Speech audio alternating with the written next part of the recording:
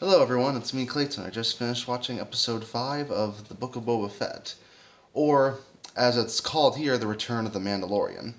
Yep, Djarin is back in form in this episode, and I know a lot of people said that the Book of Boba Fett really dumbed down Boba Fett for a lot of people, or they just didn't like the direction the show was going, so I didn't expect Disney's reaction to that to be make another episode of The Mandalorian, but just put it in the Book of Boba Fett, because that's basically what this episode is. With basically no Boba Fett screen time at all, Din Djarin takes the main focus here, and it's nice to see how he managed to make stuff for himself and how he happened to continue his story after Mandalorian Season 2. But let's get to the story, shall we? After seeing Djarin taking out a bunch of people for one of his bounties, he happens to run to the armorer and Paz again, and turns out that dark saber that he got from the Mandalorian Season 2 can actually be wielded by the one to rule Mandalore, if it's won by Creed in combat. And Paz, since the saber belonged to his house, he wants the saber. So we get a fight between Mandalorian and Paz, and the armorer figures out that the Mandalorian actually took off his helmet, and Paz did not. So that means the Mandalorian is a Mandalorian no more, and Din Djarin has got to head over to Tatooine, where he meets that funny mechanic from the first two seasons of the Mandalorian, and where it seems that he gets a new ship. This new ship happens to have a pretty cool looking test flight as the Mandalorian goes all around Tatooine, and we get some cool shots that wouldn't be out of place in an actual Star Wars movie until he's stopped by a few Republic starfighters. Republic starfighters.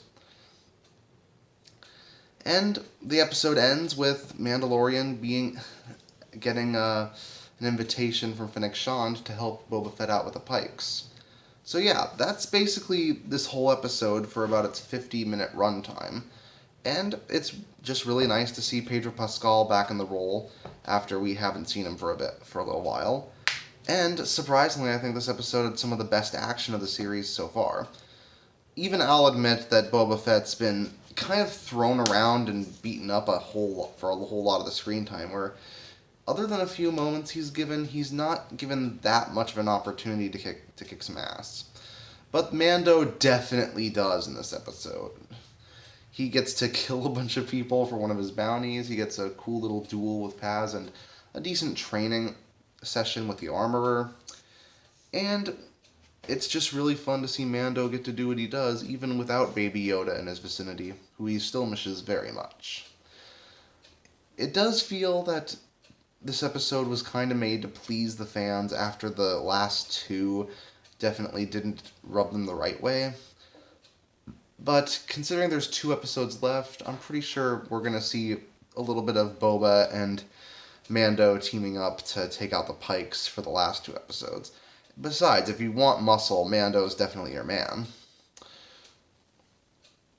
And despite the episode being, I think, the longest one of the series so far, or at least one of the longest, it never felt boring even for a second, because Mando's treated pretty much the same way as he was in the original Mandalorian series, and in doing so, he manages to be really fun to watch. And that's just... And, they're just sticking to what they know, and Jon Favreau seems to stick to what he knows. So, I do think this works out pretty well for him. So, with all that said, I'm really looking forward to see how this series ends. So, what do you think of the episode? Let me know.